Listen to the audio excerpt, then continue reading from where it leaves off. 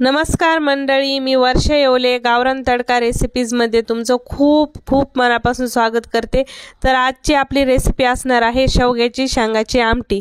तर ही शेवग्याच्या शेंगाची आमटी तुम्ही टिफिनला देऊ शकता किंवा सकाळी संध्याकाळी देखील घरी भाजी बनवू शकता।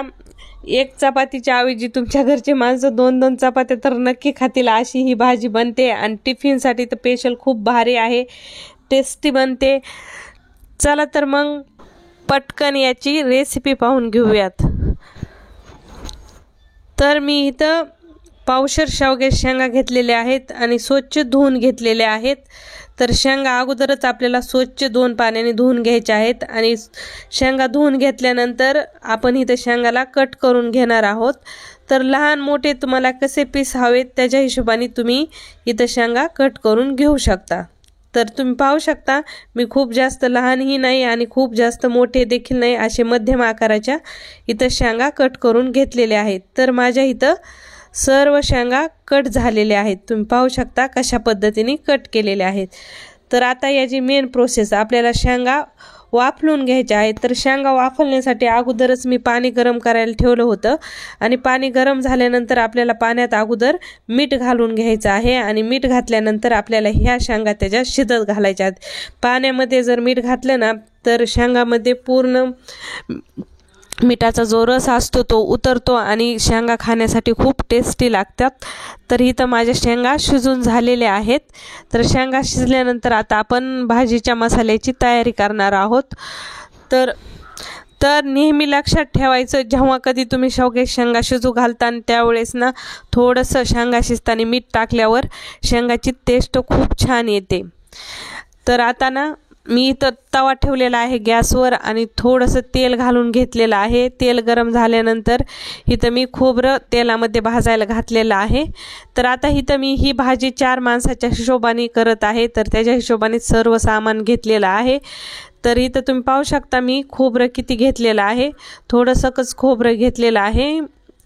तर आता हे काप म्हणताल तर आपले पोहे खायचे चम्मच, पोहे खायचा चमचा का त्याने हे काप 4-5 चमचे भरतील एवढे मी इथं खोबऱ्याचे काप घेतलेले आहेत। हलकं ब्राऊन खोबरं झाल्यानंतर आता आपल्याला याच्यामध्ये कांदा घालून घ्यायचा आहे। तर मध्यम आकाराचा एक कांदा देखील मी इथं घेतलेला आहे। आता कांद्याचा देखील जोपर्यंत लालसर कलर येत नाही तोपर्यंत आपल्याला इथं कांदा भाजून घ्यायचा आहे।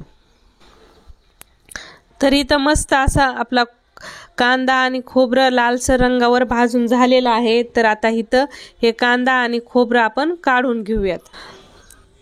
तर आता हे भाजून घेतलेलं कांदा आणि खोबरं आपल्याला मिक्सरच्या भांड्यात घालून घ्यायचंय, पण कांद्याला आणि खोबऱ्याला डायरेक्ट गरम नाही मिक्सरमध्ये टाकायचं, थोडं थंड करून टाकायचं आहे, वाफ जाऊन द्यायची आहे।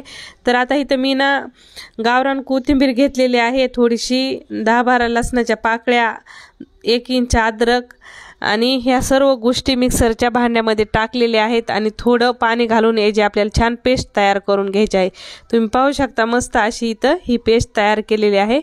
तर आता मी भाजी फोडणी घालायला घेते। तर कढाईमध्ये मी इथं तेल घालून घेतलेलं आहे।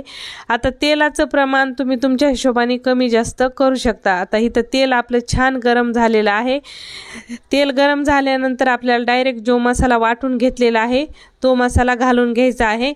तुम्हाला हवा असेल तर अगोदर तुम्ही जिरे देखील फोडणीला घालू शकता किंवा जिरे, कढीपत्ता, बऱ्याच घरी कढीपत्ता, जिरे आमटीला फोडणीला घातले जातात। तर आमच्याकडं नॉर्मली जो मसाला आपण मिक्सरमध्ये फिरून घेतलेला आहे तोच मसाला आम्ही शेवग्याच्या शेंगाला वापरतो, जिऱ्याची वगैरे फोडणी देत नाही। पण या पद्धतीने शेवग्याच्या शेंगाची आमटी खूप छान होती खाण्यासाठी। तर तुम्ही नक्की एकदा ट्राय करा। तर गॅसला तुम्हाला मिडियम ठेवायचा आहे आणि मिडियम गॅसवर छान असं हा मसाला जोपर्यंत तेल सोडत नाही तोपर्यंत तुम्हाला परतून घ्यायचा आहे। तर तुम्ही पाहू शकता जो मसाला आहे आपला त्याने तेल सेपरेट केलेला आहे। तर आता इथं मी थोडे पावडर मसाले घालते। तर इथं मी काळा मसाला घातलेला आहे 2 चमचे, सोबत धन्याची पावडर घालत आहे 1 चमचाभर।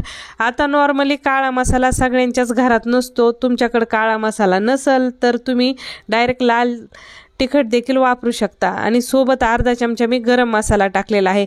तर तुम्ही लाल तिखट वापरलं तर गरम मसाल्याचं प्रमाण थोडं जास्त वापरा। तर मी इथं अर्धा चमचा घातलेला आहे, तर तुम्ही 1 चमचाभर गरम मसाला किंवा तुमच्याकडे जो ठेवणीचा मसाला असेल तो वापरू शकता। आणि काळा मसाला घातला तर अर्धा चमचाच गरम मसाला घालायचा आहे, कारण काळ्या मसाल्यात ऑलरेडी आपण खूप सारे गरम मसाले वापरलेले असतात। तर इथं मी पाणी घालून घेत आहे, मसाले मिक्स करायचे आहेत आणि मसाले मिक्स केल्यानंतर आपण ज्या शेंगा शिजून घेतलेल्या होत्या ना त्या शेंगा घालून घ्यायच्या आहेत, पाण्यासोबतच त्या शेंगा घालून घ्यायच्यात। नंतर तुम्हाला भाजी कितपत घट पातळ हवी त्याच्या हिशोबाने पाणी ॲडजस्टमेंट करायचं आहे, टाकायचं आहे आणि चवीनुसार मीठ घालून लो टू मिडियम गॅसवर छान 5-6 मिनिटं भाजी शिजून घ्यायची आहे। 5-6 मिनिटानंतर मस्त अशी तुमची भाजी इथं शिजून तयार होते। नंतर आता तुम्हाला पूर्ण गॅस कमी करायचा आहे आणि गॅस कमी करून फक्त 2-3 मिनिटात आपल्याला गॅसवर भाजी ठेवून द्यायची आहे आणि वरतून थोडीशी कोथिंबीर घालून घ्यायची आहे। तर तुम्ही पाहू शकता मस्त अशी आपली इथं शेवग्याच्या शेंगाची आमटी तयार झालेली आहे। तर रेसिपी कशी वाटली कमेंटमध्ये सांगायला विसरू नका आणि एक वेळेस ही रेसिपी नक्की ट्राय करा। बाजरीची भाकरी, ज्वारीची भाकरी, चपाती किंवा भात ज्याच्यासोबत तुम्हाला ही भाजी खायची त्याच्यासोबत एन्जॉय करू शकता, खूप टेस्टी लागते। आणि व्हिडिओ आवडला तर लाईक शेअर नक्की करा। पुन्हा भेटूया पुन्हा अशाच नवीन व्हिडिओ सोबत, तोपर्यंत बाय बाय।